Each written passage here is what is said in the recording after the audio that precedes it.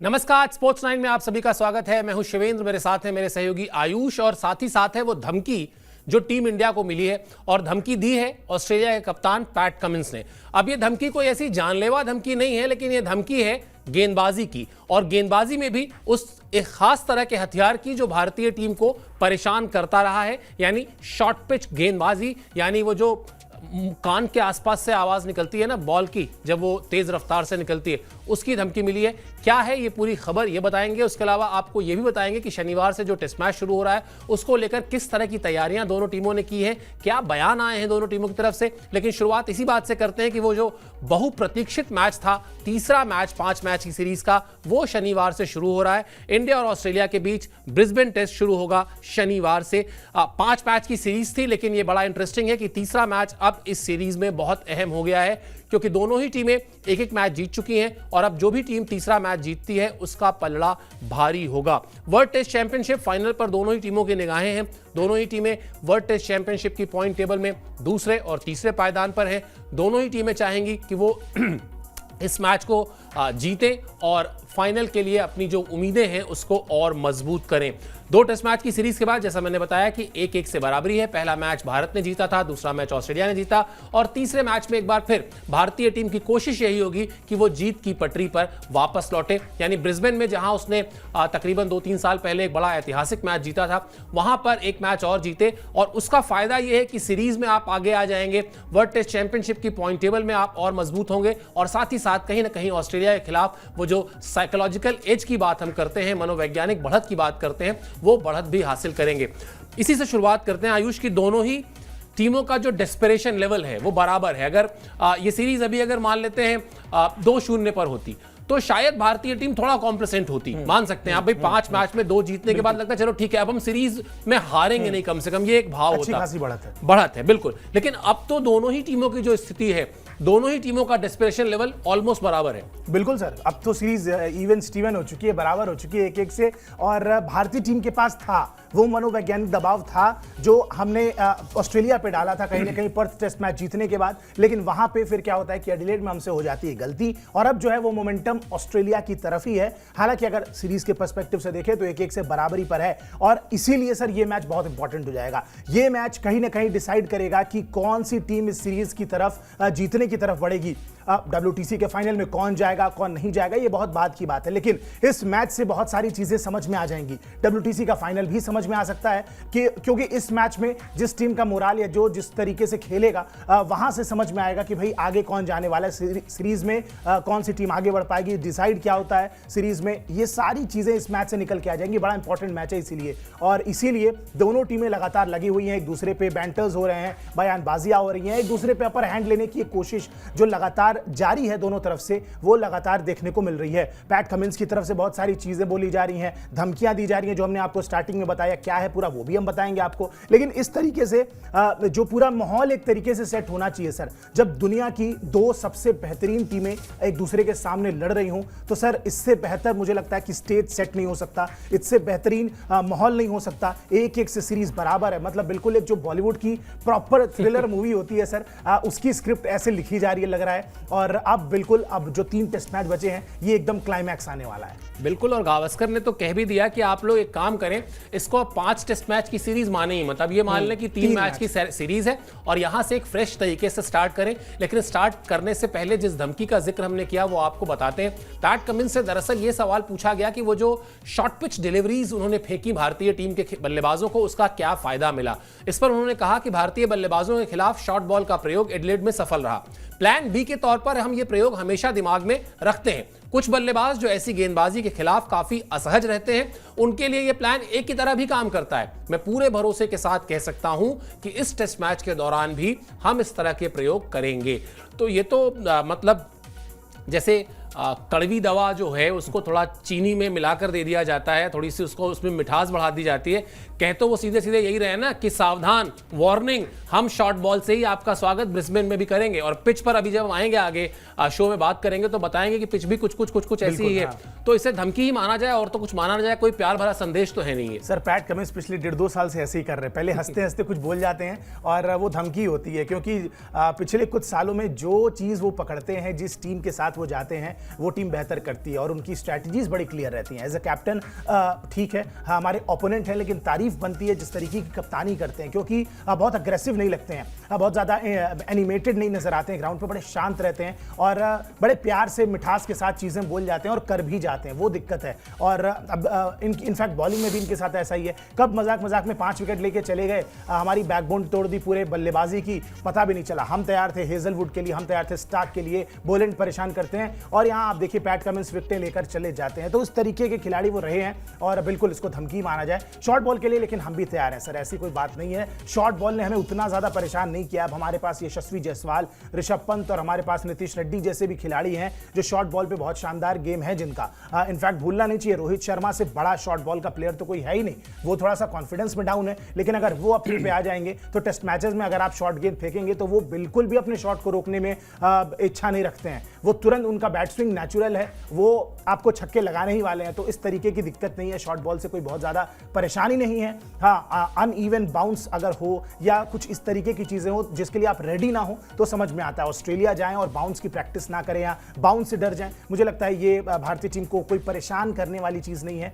Bounce के लिए हम पहले भी, जाहिर सी बात है, ऑस्ट्रेलिया के दौरे पे जब आप आएंगे तो बाउंस की प्रैक्टिस करके आएंगे और हमारे बल्लेबाज तैयार है सर। हमें बाउंस से कोई, as of now 2 test matches हमने इस सीरीज में देख लिए, बाउंस की वजह से बहुत ज्यादा कोई परेशानी नहीं हुई। एक आधा पिछले टेस्ट मैच में एक आधा अच्छी बाउंस का इस्तेमाल, शॉर्ट बॉल का इस्तेमाल किया गया था जिसपे केएल राहुल का जैसे विकेट एक था, एक सरप्राइज बाउंस है, तो वो अच्छी गेंदबाजी थी। वरना ऐसा कुछ नहीं है कि बहुत अनकंफर्टेबल नजर आए हमारे बल्लेबाज शॉर्ट गेंद के खिलाफ। तो मुझे लगता है सर कोई ज्यादा दिक्कत होनी नहीं चाहिए। बिल्कुल ज्यादा दिक्कत खेल में नहीं होनी चाहिए, बशर्ते वो जो दिक्कत है वो दिमागी दिक्कत ना हो। दिमाग में ये डर ना बैठ जाए कि बहुत ज्यादा शॉर्ट पिच डिलीवरीज का सामना करना पड़ेगा या बहुत ज्यादा गेंदबाज रिब के एरिया को, छाती के एरिया को टारगेट करेंगे। अगर ये दिमाग में बैठ जाता है ना तो फिर कहीं ना कहीं तकलीफ देता है। चलिए, अब पिच की हमने बात की थी, पिच पर आते हैं। पिच क्यूरेटर क्या कह रहे हैं ब्रिस्बेन में विकेट को लेकर, वो आपको दिखाते हैं। उनका स्टेटमेंट भी काफी अहम है। साल का अलग अलग समय निश्चित रूप से पिच को अलग बनाता है। ये थोड़ी अलग पिच हो सकती है। आमतौर पर हम अब भी पिच को हर बार ठीक उसी तरह से तैयार करते हैं ताकि हम वो अच्छी गति और उछाल प्राप्त कर सकें जिसके लिए गाबा को जाना जाता है। मगर ये पिच अलग होगी। पहले सेशन में तेज गेंदबाजों को बहुत मदद मिलेगी। क्या ये जो स्टेटमेंट है क्यूरेटर साहब का, या जो अभी एक्सपीरियंस है हमारा, मतलब आप न्यूजीलैंड के खिलाफ बेंगलुरु का मैच देख लीजिए जो पहला मैच था, आप वर्ल्ड टेस्ट चैंपियनशिप के फाइनल्स देख लीजिए। टेस्ट मैच में ये कहा तो जरूर जाता है कि आप टॉस जीतकर अगर पहले बल्लेबाजी ले रहे हैं तो कहीं ना कहीं आप एक बहुत पॉजिटिव स्टेटमेंट दे रहे हैं, कहीं ना कहीं आप अपने आप को चौथी पारी में बल्लेबाजी के खतरे से बचा भी रहे हैं। लेकिन क्या अगर हर तरफ से ऐसे संकेत मिल रहे हो कि भाई पहले सेशन में वो जो 2 घंटे का खेल है वहां तेज गेंदबाजों को मदद मिलेगी, ज्यादा मदद मिलेगी, तो क्यों ना अपने तेज गेंदबाजों को मौका दिया जाए कि भाई आप तो अच्छा करते आ ही रहे, लपेटिए दूसरी टीम को 100 रन के आसपास और हम लोग फिर खेलेंगे आराम से, क्योंकि बल्लेबाजी के लिए ठीक हो चुका होगा विकेट। टॉस का अगर जीत जाते हैं तो, पहले तो एक बड़ा सा अगर लगा हुआ है, लेकिन अगर टॉस जीत जाते हैं तो अब पहले बल्लेबाजी के लिए डेस्पिरेशन नहीं दिखाना चाहिए। बिल्कुल नहीं दिखाना चाहिए सर। और मतलब अब कितनी बार गलतियां करेंगे हम बहुत पुरानी बात नहीं। आपने बेंगलुरु टेस्ट का जिक्र किया, वहां पे हमसे गलती हो जाती है। उसके बाद एडिलेड टेस्ट मैच में ओवरकास्ट कंडीशन है, हरी घास है, उछाल ज्यादा है, तेज गेंदबाजों को मदद है, तो आप, मुझे लगता है कि ये थोड़ी सी डिफेंसिव भी टेक्निक हो जाती है कि आप अपने बल्लेबाजों को ही आगे रखना चाहते हैं, गेंदबाजों को, जबकि गेंदबाजों ने आपको पिछले कई सालों से लगातार मैचेस जिताए हैं। मुझे लगता है कि अगर आप ऑस्ट्रेलिया की बल्लेबाजी को, जो कि बहुत ज्यादा फॉर्म में नजर नहीं आ रही है, अगर ऑस्ट्रेलिया की बल्लेबाजी को उस स्पॉट में डालते हैं, चौथी पारी में कितना ज्यादा फर्क पड़ जाता है। अगर आपने अच्छी पहली पारी में अच्छे से समेट दिया तो मुझे लगता है कि जो बेस्ट टाइम है, शायद तीसरे चौथे दिन भी आपकी बल्लेबाजी आ सकती है। हमने देखा 7 सेशन में टेस्ट मैच खत्म हो गया, चलिए वो पिंक बॉल से था, लेकिन 3-4 दिन में मैचेस खत्म हो जा रहे हैं। अगर आपके बल्लेबाज उस समय पे थोड़ा सा डिफिकल्टी फेस कर रहे हैं,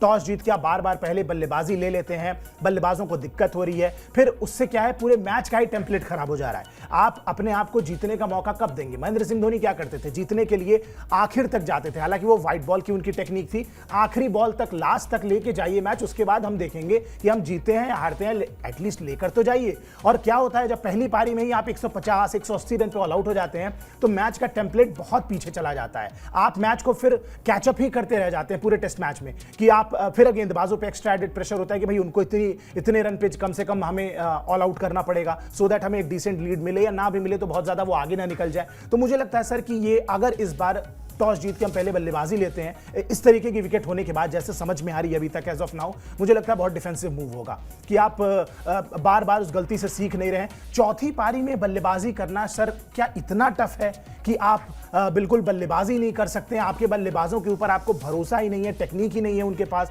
आप कब तक गेंदबाजों के भरोसे मैचेस जीतेंगे? मुझे नहीं याद है कि बल्लेबाजों के दम पे पिछले 10 टेस्ट मैचों में आपने कितने टेस्ट मैचेस जीते होंगे। तो ये एक सवाल है और अगर बल्लेबाजी चुनते हैं तो साफ तौर पे समझ में आएगा कि आपको अपने बल्लेबाजों पे बिल्कुल भरोसा, ट्रस्ट है ही नहीं, क्योंकि ये एक बहुत डिफेंसिव मूव हो जाएगा। अगर इस तरीके की विकेट है, आप उसका सम्मान करिए, जो भी आपको कंडीशंस दी गई हैं। आप टॉस जीतते हैं अगर, मुझे लगता है कि ऑस्ट्रेलिया की बल्लेबाजी सर वैसे भी कोई बहुत अच्छे टच में है नहीं। आप अपने गेंदबाजों पे भरोसा रखिए, वो उनको बहुत जल्दी ऑल आउट करेंगे। और अगर पहली पारी में आपको, मैं कहता हूं सर, 5 रन की भी अगर लीड मिल जाती है तो आप उसको एक साइकोलॉजिकल एडवांटेज ही मानेंगे। और चौथी पारी में फिर आप उस तरीके से अपनी बल्लेबाजों को कह सकते हैं कि हाँ थोड़ी सी स्पिन हो जाएगी, थोड़ी लो हो जाएगी, अनइवन बाउंस हो जाएगा, लेकिन वो ऑस्ट्रेलिया के लिए भी होगा। तो आप भरोसा रखें अपने बल्लेबाजों में। मुझे लगता है कि इस बार गलती रोहित शर्मा को नहीं करनी चाहिए सर ये। बिल्कुल, और जिस तरह का मौसम है जिस पर अभी हम बात करेंगे वो भी यही संकेत दे रहा है। और बेहतर कप्तानी या अच्छी कप्तानी या परिपक्व कप्तानी यही होती है कि आप मौके को देखकर अपना फैसला लें। आप पहले से तय करके ना जाएं कि हमको तो जाना है, हमको यही प्लेइंग 11 रखना है, या हमको टॉस जीतने के बाद ऐसा ही फैसला करना है, या पहले बैटिंग ही करनी है। मुझे लगता है ऐसा भी कर सकते हैं आयुष कि आप विद इन द टीम बैठकर बात करें कि भाई अगर हमें चौथी पारी में बैटिंग करनी है, आप लोग बताओ कितने रन हम आसानी से चेस कर सकते हैं। कुछ तो होगा ना, कुछ तो आप मिनिमम कमिटमेंट करते होंगे ना, आप अपने आप से लाइफ में करते हैं ना कि हाँ इतना काम तो मैं कर ही लूंगा, ये तो मैं कर ही दूंगा आपको। और इसमें से कोई भी क्रिकेटर ऐसा नहीं है, मतलब एक दो जो डेब्यूटेंट्स हैं उनको छोड़ दीजिए, तो कोई ऐसा प्लेयर नहीं जिसके पास टेस्ट मैच खेलने का तजुर्बा ना हो। आपके पास एक से एक अनुभवी खिलाड़ी है। आप मान लेते हैं, कहते हैं कि जी हम 150 रन तो बना ही लेंगे, आइए ना फिर दीजिए ऑस्ट्रेलिया को चुनौती। और आपके बॉलर्स ने over a period of time अपने आप को लगातार साबित किया है। इसलिए भी शायद इस बार टॉस जीतने के बाद पहले बल्लेबाजी जो है वो आंख मूंद कर नहीं चुनना चाहिए। पिच क्या कहती है, मौसम क्या कहता है, टीम के बाकी खिलाड़ी क्या कहते हैं, ये सब कुछ भी मैटर करता है और इन सबको भी कंसीडर किया जाना चाहिए। चलिए अब आपको मौसम की हम बात कर रहे थे, मौसम बता देते हैं क्यों आखिर मौसम भी ये कह रहा है कि भैया शुरुआत में तो गेंदबाजों को मदद मिलने वाली है। शनिवार से शुरू हो रहा है गाबा टेस्ट जिसकी हम चर्चा कर रहे थे, और बारिश का साया है। और बारिश का साया भी कोई एक दिन नहीं है, टेस्ट मैच के 5 ही दिन बारिश की आशंका है। पहले दिन तो जो ये आशंका है वो 50% से ज्यादा है, मेरे ख्याल से 80% के आसपास, 88% देखिए बारिश के आसार हैं। उसके बाद दूसरे दिन, तीसरे दिन और फिर 5वें दिन भी बारिश के आसार हैं। और अगर भारतीय टीम का टेस्ट मैच चला जाता है, धुल जाता है गाबा टेस्ट मैच, तो टीम इंडिया फंस जाएगी। फंस इस लिहाज से जाएगी क्योंकि फिर वर्ल्ड टेस्ट चैंपियनशिप के फाइनल में जो उसको जगह बनानी है उसका रास्ता और भी चुनौती भरा हो जाएगा। फिर उसको दोनों जो बचे हुए मैच हैं उनको जीतना ही जीतना होगा, और फिर भी उन दोनों मैच को जीतने के बाद भी आपको इस बात का इंतजार करना होगा कि बाकी क्रिकेट टीमें जो दुनिया की हैं, जो अलग अलग देशों में खेल रही हैं, उनका रिजल्ट क्या रहता है। राहत की बात आयुष, अगर इस मौसम का जो भी हमने अपडेट दिया अपने सब्सक्राइबर्स को, अपने दर्शकों को, उसमें राहत की बात बस इतनी है, एडिलेड में आप देखें मैच तीसरे दिन खत्म हो गया। तीसरे दिन भी नहीं बल्कि 7 सेशन, दो दिन और 7वां तीसरे दिन का पहला सेशन यानी 7 सेशन। अगर आप पर्थ में चले जाएं वहां भी चौथे दिन खत्म हो गया। यानी जो टेस्ट क्रिकेट के लिए 5 दिन हैं, अगर बारिश से मान लेते हैं रोज 1 घंटे का, 40 मिनट का, 1.5 घंटे का खेल बर्बाद होता है, तो भी नतीजा आ जाएगा। इस बात से मुझे कम से कम कोई डाउट नहीं है, बशर्ते कि अब मौसम पूरी तरह मूड बना ही ना ले कि नहीं जी हम तो खेल होने ही नहीं देंगे। थोड़ा बहुत अगर बारिश ने विलेन का रोल निभाया भी तो जीत अंत में हीरो की ही होगी। बेहतर खेलना होगा और प्लेयर्स को मेरे ख्याल से अभी मौसम से ज्यादा अपने खेल पर फोकस करना चाहिए। बिल्कुल सर, बिल्कुल, इसमें कोई दो राय नहीं है। 5 दिन बहुत है रिजल्ट लाने के लिए। कानपुर में तो 2 दिन में हमने रिजल्ट आया है बारिश के होने के बाद भी। तो कहीं ना कहीं मुझे लगता है कि इस तरीके की चीजें परेशान नहीं करेंगी खिलाड़ियों को। अपने प्रदर्शन पर ध्यान देने की जरूरत है। बारिश होती है नहीं होती है, अगर विलेन बनती हुई है जैसा सर ने बताया, तो मुझे लगता है कि बहुत ज्यादा दिक्कत नहीं होनी चाहिए। हाँ, एकदम ही बारिश हो जाए, मैच रद्द ही करना पड़े तो बात अलग है, वो भी उसके लिए लगातार 2-3 दिन हैवी रेन होनी पड़ेगी, तब शायद मैच जो है वो आपका कॉल ऑफ हो सकता है। लेकिन ऐसा मुझे नहीं लगता है कि होना चाहिए। और उल्टा सर, ये तो और संकेत है, जब भी इस तरीके की ओवरकास्ट कंडीशंस होती हैं बैटिंग के लिए बहुत दिक्कत होती है। तो मुझे लगता है कि सर जैसे 7 सेशन में हमने टेस्ट मैच खत्म होते देखा, अगर इस तरीके की कंडीशंस कंडीशंस वहां पे बनी रहती हैं, टेस्ट मैच शुरू होने के पहले, टेस्ट मैच के दौरान। तो मुझे लगता है कि सर ज्यादा से ज्यादा 3-3.5 दिन की अगर बात है, उतने में हमें टेस्ट मैच का रिजल्ट निकल जाने वाला है, क्योंकि इस तरीके की कंडीशन है, धूप नहीं निकली होगी, फ्रेश विकेट नहीं लगेगी आपको, ओवरकास्ट कंडीशन है, कवर्स के अंदर रही छुपी होगी विकेट, तो उस तरीके से आप देखें तो गेंदबाजों को बहुत ज्यादा मदद मिलेगी। और वहां पे 5 दिन तो मोर देन इनफ है, 5 दिन में तो मुझे लगता है सर 2 टेस्ट मैच के रिजल्ट आ जाएंगे अगर ऐसा कंडीशन है जिस तरह की और जिस तरह एग्जैक्टली जिस तरीके से आजकल क्रिकेट हम खेल रहे हैं सर, मुझे लगता है कि 5 दिन तो मैच हो गया तो हम 2 मैच के रिजल्ट आराम से निकाल सकते हैं। एज ऑफ नाउ 2.5 से 3 दिन भी अगर हमें मिल जाता है, सारी चीजें कट ऑफ करने के बाद, विलेन बनने के बाद, बारिश और ओवर्स कट होने के बाद भी आई थिंक सर उतने में रिजल्ट आ जाना चाहिए। बिल्कुल। और ये वैसे देखा जाए तो टेस्ट क्रिकेट के लिहाज से बड़ी ही चिंता की बात भी है कि 5 दिन का टेस्ट मैच है, लेकिन आयुष कह रहे हैं कि 2 बार रिजल्ट आ सकता है उसमें। तो ये सोचना होगा, मतलब जिस तरह से टेस्ट क्रिकेट की लोकप्रियता को लेकर हम बात करते हैं, टेस्ट क्रिकेट के और ज्यादा प्रचार प्रसार की हम बात करते हैं, वैसे ही इस पर भी बात करना चाहिए कि आखिर ये क्या हो रहा है कि टेस्ट मैचेस 5वें दिन का मुंह ही नहीं देख रहे हैं। और अगर 5वें दिन का मुंह नहीं देख रहे हैं तो फिर वेंगसरकर ने जो कहा था वो डिबेट एक बार फिर गर्म हो जाएगी कि क्या टेस्ट मैचेस को 4 दिन का कर देना चाहिए। खैर चलिए, वो एक अलग अलग विषय है, उस पर बाद में कभी फिर से बात करेंगे। और ऐसा विषय जिस पर ये मतलब बहस होती ही रहेगी, नेवर एंडिंग वाला विषय है वो भी। लेकिन आपको बताते हैं कि थोड़ा एक और खतरा है। वो खतरा ये है कि विराट कोहली जो भारतीय टीम का सबसे मजबूत स्तंभ है, जो भारतीय टीम के सबसे अनुभवी खिलाड़ी हैं, और उनके लिए जो इंफॉर्मेशन है वो आपकी स्क्रीन पर है कि इस विकेट पर यानी गाबा में, ब्रिस्बेन में उनके नाम किसी भी फॉर्मेट में शतक नहीं है। ऐसा बहुत ही रेयरेस्ट ऑफ द रेयर होता होगा कि विराट कोहली जो है दुनिया के किसी मैदान पर जा रहे हो और उस मैदान में उन्होंने कभी भी ट्रिपल फिगर स्कोर ना किया हो, क्योंकि भाई बड़ा बल्लेबाज है, दुनिया को घूम घूम कर साबित किया है उसने हर देश में जाकर कि मेरे बल्ले में कितना दम है। लेकिन यहां पर उनका बल्ला नहीं बोला है। 2024 में खेली गई 12 पारियों में 7 बार पेसर्स का शिकार हुए हैं विराट कोहली। तो यहां पर जब तेज गेंदबाजों को मदद मिलेगी, प्लस इसमें आप जोड़ लीजिए पैट कमिंस का वो बयान जिसका जिक्र हमने शुरुआत में किया, फिर इसमें जोड़ लीजिए क्यूरेटर का वो बयान जो हमने आपको शो में दिखाया, और सब कुछ जो जोड़कर एक कहानी बनती है, वो कहानी आयुष को रास नहीं आती, क्योंकि आयुष के जो वन ऑफ द फेवरेट कह लें या फेवरेट कह लें विराट कोहली हैं, और सारे पॉइंट्स हमने जोड़ ही दिए। अब उन्हीं से बात कर लेते हैं। आयुष, पैट कमिंस कह रहे हैं शॉर्ट बॉल फेंकेंगे, क्यूरेटर कह रहे हैं कि साहब थोड़ा सा तैयार रहें, तेज गेंदबाजों को ज्यादा मदद मिलेगी।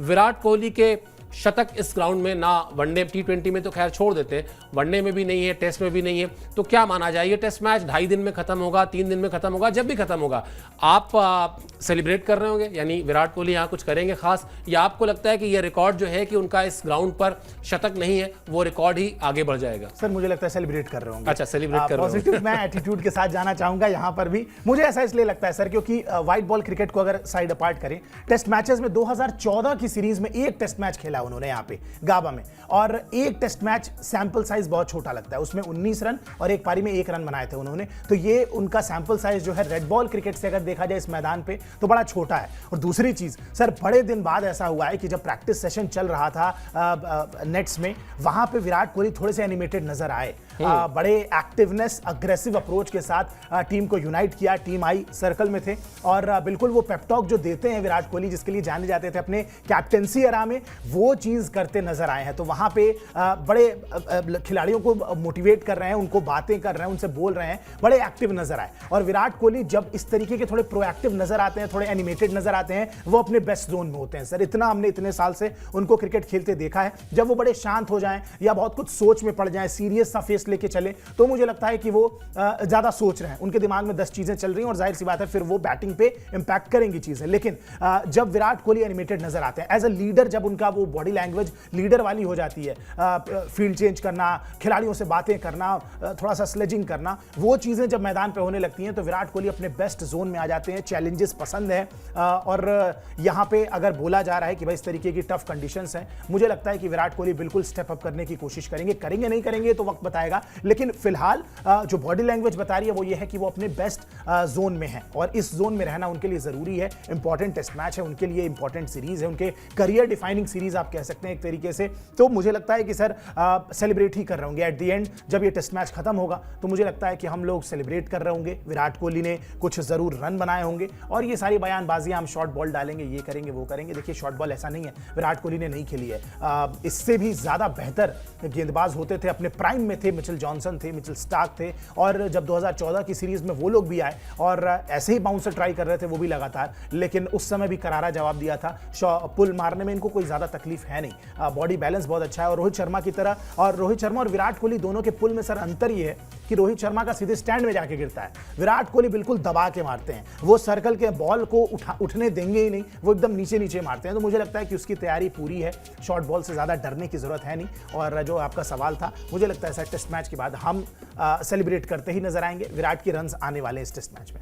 चलिए, ये तो एक मतलब हार्डकोर फैन जो विराट के हैं उनका स्टेटमेंट है कि हम सेलिब्रेट ही कर रहे होंगे और उनको शॉर्ट बॉल से फर्क नहीं पड़ता। लेकिन मैं एक न्यूट्रल प्लेयर रहूं अगर इस पूरे मामले में, तो मैं भी कह सकता हूं कि मतलब विराट कोहली इतने बड़े बल्लेबाज हैं, इसमें तो कोई डाउट नहीं है कि कोई एक बॉलर अगर शॉर्ट डिलीवरी की धमकी दे रहा है या बहुत डंका बजा रहा है कि मैं तो शॉर्ट पिच फेंकने जा रहा हूं, उससे बहुत ज्यादा उनको फर्क पड़ता नहीं है। दुनिया भर में पिछले 1.5 दशक से ज्यादा समय तक जिस तरह से उन्होंने अपने बल्लेबाजी में, और सिर्फ ऑस्ट्रेलिया की बात क्यों करनी है आयुष, क्या ऐसा नहीं है ना कि वर्ल्ड में और टीमों के पास खतरनाक गेंदबाज नहीं थे, और ऐसा भी नहीं है कि विराट कोहली ने बाकी टीमों के खिलाफ रन नहीं बनाए हैं। तो 80 शतक बनाकर बैठे हुए हैं, तो ऐसे नहीं बनाए उन्होंने, उनको भी पता है उनको क्या करना है। और बस वो जो हमने शुरुआत में कहा था ना कि वो दिमाग में नहीं बैठना चाहिए इस बात का डर कि हाय मुझे तो बहुत टारगेट किया जा रहा है, exactly. वो आएगा जैसी गेंद आएगी, मेरिट पर खेलना विराट कोहली को बहुत अच्छी तरह से आता है। तनाव दबाव में एक खिलाड़ी जो है वो है रोहित शर्मा, कप्तान भी हैं, रन्स नहीं बन रहे हैं, उनकी जो स्थिति है उन पर भी यही बात लागू होती है कि उनको भी जाकर दुनिया भर में जो उन्होंने रन्स बनाए हैं, जो रन्स बटोरे हैं, जिस तरह से, जिस अंदाज में, जिस दबंगई के साथ कहना चाहिए उन्होंने रन बनाए हैं, उस दबंगई को मेंटेन करने के लिए बस अपने आप को मतलब फिजिकली तो जो करना है वो अलग चीज हो गई, या ट्रेनिंग पर तो जो करना है वो अलग चीज हो गई, मेंटली अपने आप को टफ करना होगा। और शुरुआत से ऑस्ट्रेलिया के बारे में जब यही कहा भी जाता है कि जब आप ऑस्ट्रेलिया के टूर पर जा रहे हो तो अपने आप को थोड़ा सा ढीठ बना लीजिए, थोड़ा सा अपने आप को मेंटली टफ बना लीजिए, वही करना होगा। क्या है आंकड़े रोहित शर्मा के, जरा आपको दिखाते हैं तो फिर इस बातचीत को आगे बढ़ाने में।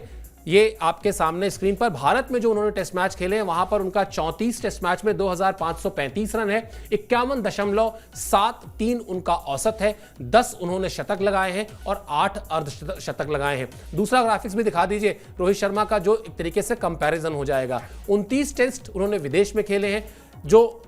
जो चीज ध्यान देने वाली है और जिस पर हम बात करेंगे, औसत देखिए आयुष 51 से जो है गिरता है औसत विदेश में जाकर, वो सीधा गिरता है 33 के आसपास, यानी 18 रन लगभग आपके कम हो जाते हैं। शतक देख लीजिए, सीधा जो है वो 1/5वां हिस्सा हो जाता है, 2 शतक रह जाते हैं, अर्धशतक थोड़े से जरूर बढ़ जाते हैं। ये शायद आंकड़े हैं जो दिखाते हैं कि किस तरह से विदेश में रोहित शर्मा का परफॉर्मेंस उस तरह से नहीं रहा है। और अब तो सबसे बड़ी समस्या है कि न्यूजीलैंड के खिलाफ आप 3 टेस्ट मैचेस में 91 रन बनाते हैं। पहला टेस्ट मैच आप नहीं खेलते हैं पर्सनल रीजन से, दूसरे टेस्ट मैच में आप आते हैं, पहली पारी में 3 रन, दूसरी पारी में 6 रन, पहली पारी में LBW, दूसरी पारी में बोल्ड, यानी बहुत कुछ अच्छा हुआ नहीं है बल्लेबाजी के लिहाज से। कप्तानी अभी अलग कर देते हैं। सबसे पहले जो बात लगातार हर कोई कह रहा है, जो चेतेश्वर पुजारा कह रहे हैं या जो हरभजन सिंह कह रहे हैं, जाइए थोड़ा मतलबी हो जाइए, थोड़ा सा मतलबी होकर 25-30 रन पहले अपने लिए बनाइए। वो 25-30 रन आपको फिर ये भरोसा देंगे, ये हौसला देंगे कि आप अपने रन्स को फिर 50, 60, 70, 80 या फिर 100 तक ले जा सकते हैं। वो शायद आपके लग जरूर रहा है बाहर से कि आप मतलबी होकर सोच रहे हैं, लेकिन इस वक्त टीम की जरूरत भी यही है। आप कल भी हम लोग बात कर रहे थे कि आप लिमिटेड ओवर्स की तरह 17 बॉल पे 40 रन बनाकर टेस्ट मैच में आउट हो जाएं और 50 रन पर अगर भारतीय टीम 3 विकेट खो दे तो फिर आपकी ओपनिंग का कोई फायदा नहीं। बिल्कुल फायदा नहीं है सर। और मुझे लगता है कि रोहित शर्मा इस तरीके के खिलाड़ी हैं, वो जानते हैं, जो हमने आंकड़े दिखाए उससे ये तो समझ में आ जाता है कि भाई विदेश में जाके रन नहीं बनाए बहुत ज्यादा इन्होंने। लेकिन पिछला जो ऑस्ट्रेलिया का दौरा था वहां पे कुछ अच्छी पारियां हमने देखने को मिली थी। ओपनिंग कर रहे थे, स्टार्ट दे रहे थे, डिसेंट स्टार्ट दे रहे थे, अर्धशतक आए, कुछ आए और अच्छी पारियां आई। ठीक है, शतक नहीं आया बहुत लंबा, लेकिन फिर भी आप कहेंगे कि उनको पता है कि कैसे इन चैलेंजेस को फेस करना है। शॉर्ट बॉल, तेज बॉल, फास्ट बॉलर्स को बहुत उन्होंने रन बनाए अपने पूरे करियर में। मेंटेलिटी की बात है, मेंटेलिटी किस तरीके से उनको लेके जाती है ये देखने की बात होगी, क्योंकि रोहित शर्मा क्लास प्लेयर हैं। उनके पास कहते हैं कि वो एक आधा सेकंड एक्स्ट्रा होता है जब वो बल्लेबाजी करते हैं, और ऐसी जगहों पे ऑस्ट्रेलिया में जहां पे पेस और बाउंस है वहां पे जाहिर सी बात है अगर एक एक्स्ट्रा सेकंड मिल जाए तो वो अपना, मुझे लगता है कि अपने डिफेंसिव टेक्निक पे ज्यादा ध्यान देना होगा और बिल्कुल वो चीज दिमाग से निकाले कि 17 गेंदों में 40 रन बना के मुझे चले जाना है। आप शायद मैं कहता हूं 40 नहीं 80 गेंदें खेलिए और भले 17 रन बनाइए। टीम की डिमांड फिलहाल वो है कि रोहित शर्मा उस तरीके से खेले और मुझे पता है कि रोहित शर्मा जितने सेल्फलेस तरीके के खिलाड़ी हैं, जितना उन्होंने काम किया है टीम के लिए, जितना सोचते हैं, मुझे नहीं लगता है कि वो सर पर्सनली बहुत ज़्यादा इन चीज़ों को सोच रहे होंगे। टीम की क्या ज़रूरत है उस हिसाब से ही टीम काम चलेगा, उस हिसाब से ही चीज़ों को आगे बढ़ाया जाएगा और it's just a matter of time. मुझे लगता है कि सर एक अच्छा ऑप्शन ये भी हो सकता है कि अगर टॉप ऑर्डर के रन्स आएंगे ऊपर से, जैसे इस एडिलेड टेस्ट मैच में क्या हुआ सर, ऊपर से लगातार विकेटें गिरने लगी, रोहित शर्मा जो रन बना के नहीं आए थे वो ऑलरेडी प्रेशर में आ गए। मुझे लगता है कि अगर सर एक डिसेंट स्टार्ट मिलती है मिडिल ऑर्डर से, लेट से मान के चलते हैं कि 6ठे नंबर पर ही खेलेंगे रोहित शर्मा, जो कि संकेत मिल भी रहे हैं, हो सकता है ऐसा ही हो अगले टेस्ट मैच में। अगर ऐसा होता है सर, ढ से कुछ रन्स आ जाएं, एक बेसिक पार्टनरशिप हो जाए, उसके बाद मिडिल ऑर्डर से भी कुछ डिसेंट अमाउंट ऑफ रन आ जाए, रोहित शर्मा जब बल्लेबाजी करने आए तो एटलीस्ट 200-250 रन के आसपास तो एटलीस्ट टीम इंडिया बना चुकी हो, उसके बाद उनकी बल्लेबाजी आए शायद, तो मुझे लगता है कि उनका कॉन्फिडेंस हाई होगा कि मेरे ऊपर वाले बल्लेबाजों ने जो रन बनाए हैं, यानी कि विकेट अच्छी है बल्लेबाजी के लिए, उससे उनका कॉन्फिडेंस जरूर थोड़ा हाई होगा। और फिर वहां से कहते हैं कई बार कि आपको कप्तान है, बाकी खिलाड़ियों के सपोर्ट की जरूरत होती है और वो सपोर्ट मुझे लगता है कि सर बाकी बल्लेबाजी उनको कर सकते हैं। ऊपर से विकेटें अगर लगातार गिरती जाएंगी तो दिक्कत की बात है, फिर वो खुद भी प्रेशर में आ जाएंगे क्योंकि उनके रन तो आए नहीं है। अगर ऊपर से कुछ रन आ जाते हैं, मिडिल ऑर्डर टॉप ऑर्डर से ओपनर्स कुछ रन बना के दे देते हैं, जब रोहित शर्मा बल्लेबाजी करने आए तो 250 रन पे लेट से 4 विकेट गिरे हुए हैं, 5 विकेट गिरे हुए हैं, तब अगर उनकी बल्लेबाजी आती है तो मुझे लगता है कि उनका कॉन्फिडेंस भी थोड़ा हाई होगा। वहां से फिर वो 20, 30, 40, 50 रन जो आपने बात कही कि मतलब कुछ रन्स थोड़े से सेल्फिश हो जाएं, अपने बल्ले के अंदर उनके कुछ 10, 15, 20, 25, 30 एक अर्धशतक आए, कॉन्फिडेंस हाई होगा। उसके बाद तो रोहित शर्मा क्या कर सकते हैं हमने देखा है, वन साइडेड कर सकते हैं मैच, लंबी पारियां खेल सकते हैं, उनकी डिफेंसिव टेक्निक में कोई दिक्कत नहीं नजर आती है, अटैकिंग क्रिकेट खेल लेते हैं, जब गेम को तेजी से आगे बढ़ाना है वो काम कर जाते हैं। और कप्तान तो है ही, तो कप्तानी पे भी फर्क पड़ेगा। जब एज अ कैप्टन आपकी परफॉर्मेंस आएगी तो एज अ कैप्टन आपकी डिसीजन मेकिंग भी टेस्ट मैच में अच्छी होगी। तो ओवरऑल सर मुझे लगता है ये एक तरीका हो सकता है जिससे रोहित शर्मा कमबैक कर सकते हैं और सबसे इंपॉर्टेंटली अच्छे फ्रेम ऑफ माइंड में आ सकते हैं। बिल्कुल, यानी अगर और इसको आसान कर दें तो टेस्ट मैच के किसी भी दिन किसी भी पहर में भारतीय टीम की बल्लेबाजी जब शुरू हो रही है तो कम से कम वो सेशन, जो पर्टिकुलर सेशन है, उस सेशन को वो सर्वाइव करें। अगर वो पहले दिन भारतीय टीम पहले बल्लेबाजी कर रही है तो कम से कम वो पहला जो 2 घंटा है वहां रोहित शर्मा सर्वाइव करें। अगर भारतीय टीम दूसरे नंबर पर बल्लेबाजी कर रही है तो भी जिस सेशन में कर रही है, मेरी जो चाहत कह लें वो यही है कि अगर वो एक सेशन सर्वाइव कर जाएंगे ना 2 घंटे से ज्यादा नहीं, तो फिर उसके बाद ये सारे जो इफ बट और तमाम सारे जो कई प्लेयर्स तो आरोप भी लगा रहे हैं, उस पर भी हम शो कर चुके हैं। अगर आप जाएंगे हमारे यहाँ हमारे स्पोर्ट्स 9 के लाइव सेक्शन में तो वहां आपको दिखाई देगा किस तरह से खिलाड़ियों ने, किसी ने कहा कि साहब वो तो ओवरवेट हैं और टेस्ट मैच के लिए अब वो रह ही नहीं गए। तो इस तरह की जो तमाम बातें उठने लगती हैं कभी कभी, वो जो है दम तोड़ेंगी। और रोहित शर्मा चले तो फिर आयुष सही कह रहे हैं कि अगर एक बार वो चल गए तो फिर उसके बाद आपको सीधा आप समझ लीजिए कि हाईवे पे आपकी गाड़ी जो है ना वो जहां 100 किलोमीटर अलाउड है वहां 100 किलोमीटर की रफ्तार से दौड़ेगी। आजकल कैमरे लगे हुए हैं इसलिए ज्यादा तेज दौड़ नहीं सकती, और जहां 120 अलाउड है वहां 120 दौड़ेगी। रोहित शर्मा की गाड़ी है, जब चल जाती है तो फिर कहीं शर्मा जी का लड़का 200 ना कर दे। अगर लिमिटेड ओवर्स में हो सकता है तो वो तो टेस्ट मैच है, वहां तो वो कुछ भी कर सकते हैं और करते रहे हैं। इसी उम्मीद पर इस शो को खत्म कर रहे हैं, इस गुजारिश के साथ कि स्पोर्ट्स लाइन को सब्सक्राइब कर लीजिए।